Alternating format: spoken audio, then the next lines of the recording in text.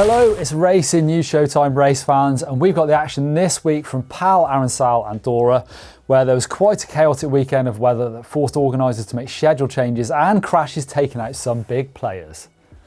The weekend got started with some brilliant racing action from the junior downhillers as ever, plus unfortunately some of the crashing here as well from the ever enthusiastic young downhill racers. Sasha Ernest, the third place finisher at the World Champs, was out after 2 crashes in qualifications.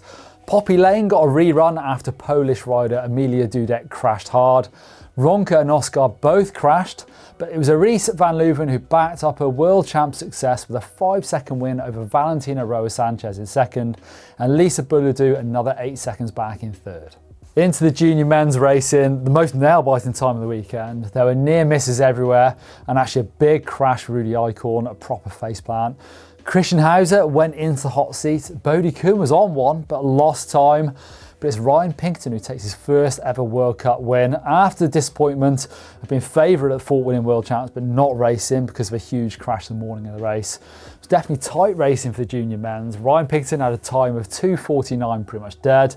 Second, Christian Hauser 2:50.1, and then third, Nathan Pontvian with a 2:50.4. Into the senior downhill racing, things got loose when it came around. The weather went crazy and plans had to change. Actually, the morning of the race, riders were up super early on the hill as organisers brought the times forward to try and beat the incoming storm, but it didn't work. 90km/h winds at the start hut meant that racing was postponed and then back on. There was no semi-finals, we went straight into the final. In the women's race, Camille Blanche was actually out after what sounded like a huge crash in qualifying. Get well soon, Camille. Sounds like nothing was broken, but smashed up big time. That leaves Valentina Hall in the driving seat in the overall. We had a couple of really solid rides from Phoebe Gale and Louise Ferguson.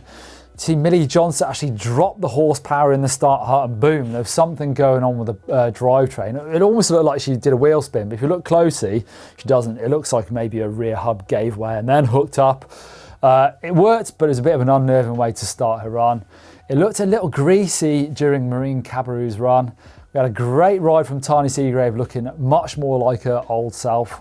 On to Nina Hoffman, who absolutely smashed it, looking very confident and fast. Apparently still feeling that knee injury that was previous to the World Champs, and then she hurt herself a bit more, I think, at World Champs. But very good ride.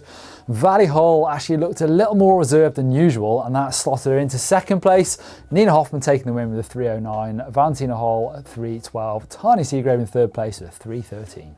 Into the men's race, Tahito Ariki Penne went into the hot seat actually for a long time before the time started to tumble, with the hot seat changing quite a lot. Angel Suarez looking brilliant, but lost over a second just in the final turns. Greg Minnaar obliterated times, never count out the GOAT. He was the first one to properly set a margin ahead of the field. Then Thibaut Deprella had a wild but solid run down across the line, with those split times going all over the place, but actually coming into that final time ahead of Greg Minnaar.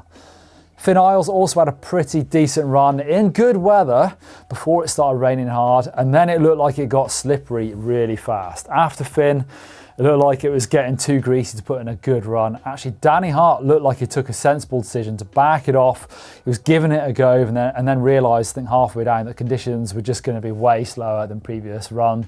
And he actually backed it off to save himself. We saw riders like Andreas Cole putting down a crash, actually. He was all over the place and then just washed out on that feisty section. Benoit Collonge also crashing in the woods. Jackson Goldston puncturing. Looks like he sort of cased that tree stump. Lo Bruni put in good splits, did find some grip on the inside, but still not a good run. On his Instagram, he said how frustrating it was and taking some big risks as well.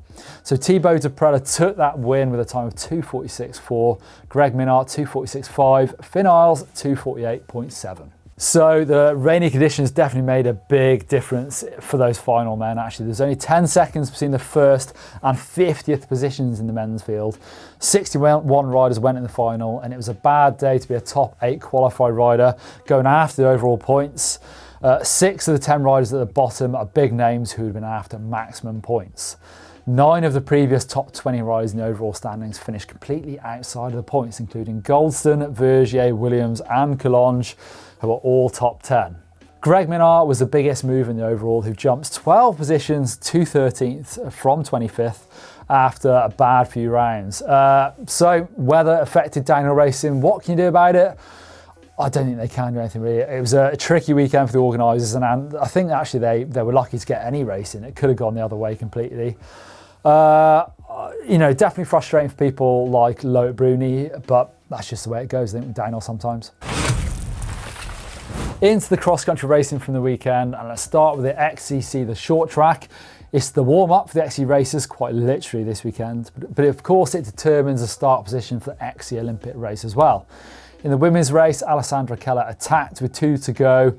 Evie Richards went with her, but doesn't go past her. Pauline Ferrand-Prévot looked good earlier on, but then faded. So Alessandra Keller took the win, Evie Richards second, Puck Pieterse third place.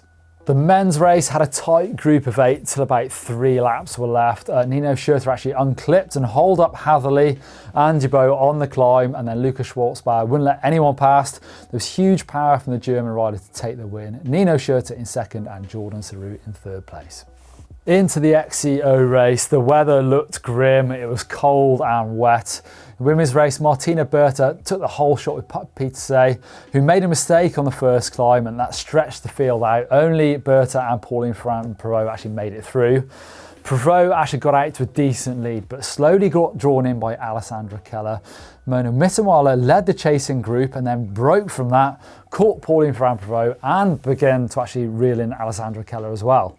There was a mistake from Keller on the steep slick section, and Mittenweiler overtook on lap 4, nipping in front just before a single track climb and built a big lead really fast.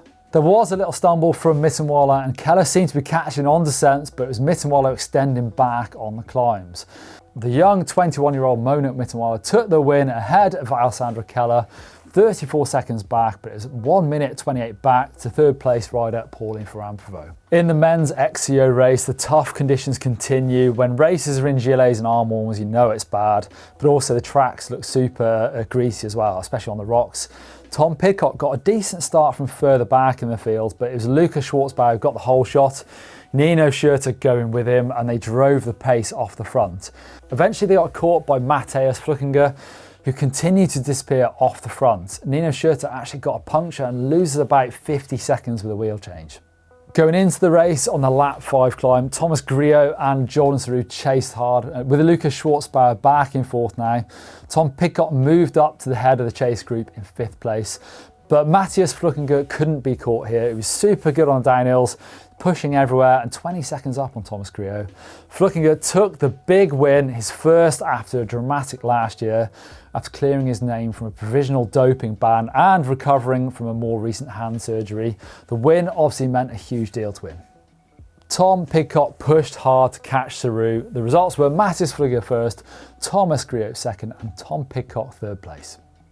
So a tough weekend for the racers from Andorra, dealing with those conditions, but we're straight back in this weekend with Enduro and Downhill World Cups from Loudenvielle. Plus, the weekend after, we've got that 10-day festival from the Haute Savoie, where we've got downhill, cross-country, marathon, enduro, bit of everything, all that World Cup racing coming up very soon, so keep your eyes peeled on GMBN Racing plus GCN Plus for the live and on-demand racing.